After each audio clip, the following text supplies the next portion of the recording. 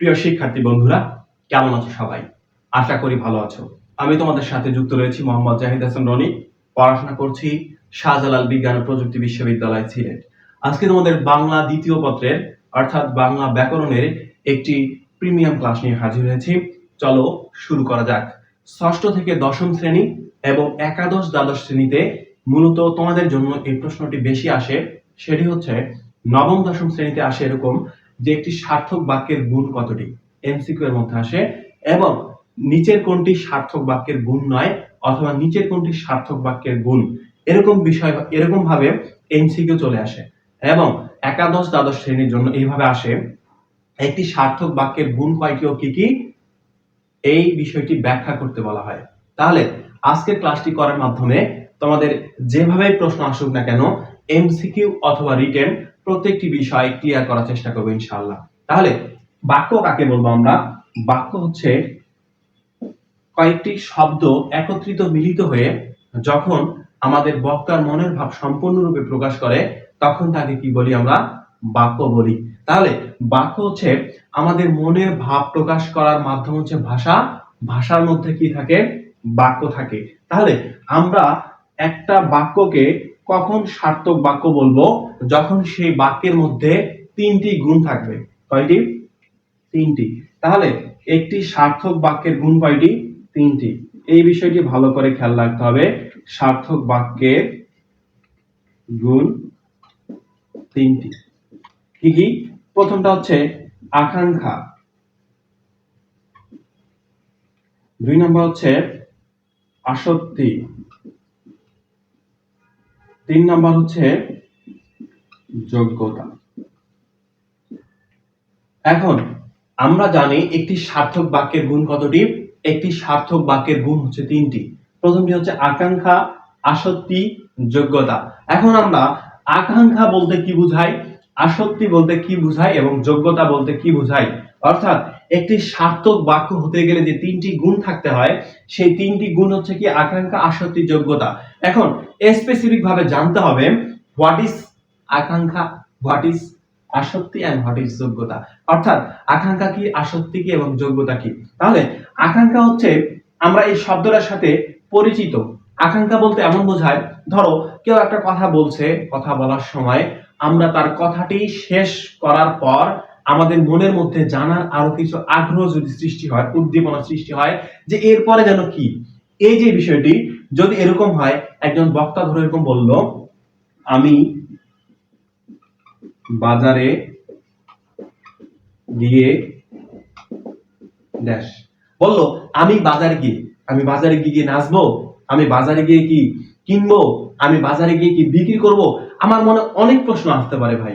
তাহলে এই যে আমি বাজারে গিয়ে ড্যাশ, একজন বক্তা কথা বলার পর তোমার মনের মধ্যে যখন একটা ফিলিংস কাজ করবে যে এরপরে যেন কি হতে পারে, এরপরে যেন কি হয়, এরপরে যেন কোন শব্দ আসতেছে বা এরপরে যেন সে কি বলতে চায়, এই যে বিষয়টি যদি তোমার বাক্যের মধ্যে ফুটে ওঠে, অর্থাৎ বাক্যের মধ্যে অভাববোধ দেখা দেয়, তাহলে সেটি সার্থক বাক্য নয়। তাহলে আমি যদি বলি আমি বাজারে গিয়ে ড্যাশ, তাহলে এটি সার্থক বাক্য নয়। কেন? কারণ সার্থক বাক্যের গুণ তিনটি। তিনটি গুণের প্রথমটি হচ্ছে আকাঙ্ক্ষা। এই বাক্যের মধ্যে আকাঙ্ক্ষা রয়েছে। তাহলে আকাঙ্ক্ষা যদি থাকে, তাহলে আকাঙ্ক্ষা থাকলে সেটা কি বলবো? সার্থক বাক্য নয়। বুঝা গেছে? এরপর হচ্ছে আসক্তি কি? দেখো, আসক্তি হচ্ছে প্রত্যেকটি বাক্যে একটি সিকোয়েন্স রয়েছে, যে কোনো কাজের একটি নিয়ম রয়েছে। কথা বলার সময় বাক্যের ব্যবহার করার, বাক্যের গঠন প্রণালী রয়েছে। বাক্য যখন তুমি গঠন করবে তখন তার কিছু সিকোয়েন্স রয়েছে। এই সিকোয়েন্স যখন ব্রেক করবে তখন সেটাকে বলবো আমরা আসক্তি। যেমন আমি যদি বলি রেজাল্ট পরীক্ষা তার ভালো, কি বললাম? দেখো, পরীক্ষার রেজাল্ট পরীক্ষা তার ভালো, এটা এরকম হওয়া উচিত ছিল যে তার পরীক্ষার রেজাল্ট ভালো। যখন এরকম থাকবে যে একটা বাক্যের মধ্যে সিকোয়েন্সটা উল্টাপাল্টা থাকবে, অর্থাৎ তুমি দেখে বুঝতেছো যে এটা এরকম হলে ভালো হতো, তোমার শুনতে কেমন অদ্ভুত শোনা যাচ্ছে, এরকম যদি হয় তাহলে সেখানে আসক্তি রয়েছে। আর আসক্তি থাকলে সেটা সার্থক বাক্য হিসেবে গণ্য হবে না। এরপর দেখো যোগ্যতা কি? যোগ্যতা হচ্ছে একটা বাক্যের মধ্যে যে পদগুলো থাকবে এই পদগুলোর যে ভাবগত এবং অর্থগত যে দিক আছে এটার মেলবন্ধনকে বলা হয় যোগ্যতা। তাহলে তুমি একটা বাক্য বললা, সেই বাক্যের মধ্যে অর্থগত ভাবগত কোনো মিল নেই, কোনো মিল বন্ধন নেই, যদি এমন না থাকে তাহলে সেটা যোগ্যতার অভাব হিসেবে গণ্য হবে। তাহলে আমি যদি বলি মাছ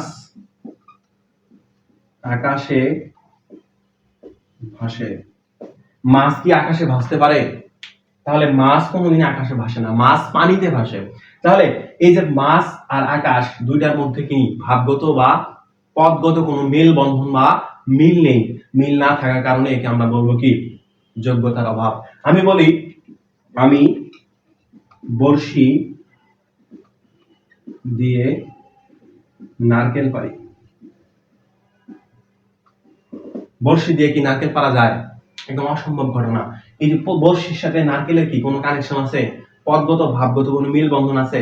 যদি মিল বন্ধন না থাকে তাহলে সেখানে যোগ্যতার অভাব রয়েছে। তার মানে একটা বাক্য তখনই সার্থক বাক্য হিসেবে পরিগণিত হবে যখন সেই বাক্যের মধ্যে আকাঙ্ক্ষা, আসক্তি, যোগ্যতা এই তিনটা সম্পূর্ণরূপে থাকবে। যদি থাকে তাহলে সেটাকে বলবো আমরা সার্থক বাক্য। তাহলে একটা সার্থক বাক্য হতে গেলে কি দরকার? আকাঙ্ক্ষা দরকার, আসক্তি দরকার, যোগ্যতা দরকার। যদি এই প্রত্যেকটা গুণ সম্পূর্ণরূপে থাকে তাহলে সেই সার্থক বাক্যের গুণ হিসেবে বিবেচিত হওয়ার কারণে সেটাকে আমরা সার্থক বাক্য বলবো। ঠিক আছে? আশা করি কনসেপ্ট ক্লিয়ার। এখন তোমাদের বিভিন্ন ভাবে এমসিকিউ আছে, আসে নিচের কোনটি সার্থক বাক্যের গুণ? এই তিনটার মধ্যে একটা থাকবে, অপশনে দাগে দিবা। বলবে নিচের কোনটি সার্থক বাক্যের গুণ নয়, এই তিনটার বহির্ভূত অন্য একটি থাকতে পারে, সেটাকে দাগে দিবা। এরপর তোমাদের যাদের একাদশ দ্বাদশ শ্রেণী রয়েছে তোমাদের এইভাবে পরীক্ষা আসে একটি সার্থক বাক্যের গুণ কতটি? তিনটি। কি কি? আকাঙ্ক্ষা, আসক্তি, যোগ্যতা, এবং ব্যাখ্যা করতে বলা হয়। আমি যেভাবে কথাগুলো বললাম জাস্ট এই কথাগুলো মনোযোগ দিয়ে শুনে যদি থাকো তাহলে জাস্ট পরীক্ষা হলে এইভাবেই লিখে দিয়ে আসবে, ইনশাআল্লাহ তুমি ভালো মার্কস পাবে। ঠিক আছে? সকলে ভালো থাকো, সুস্থ থাকো। যারা ফেসবুক থেকে দেখছো ফেসবুক থেকে ফলো করে দাও, এবং যারা ইউটিউব থেকে দেখছো তারা সাবস্ক্রাইব করে দাও, যেন পরবর্তীতে এরকম অসংখ্য ভিডিও যেগুলো আসবে সেগুলো তোমরা পাও। সকলে ভালো থাকো, সুস্থ থাকো, দেখা হবে নতুন কোনো বিষয় নিয়ে। আসসালামু আলাইকুম।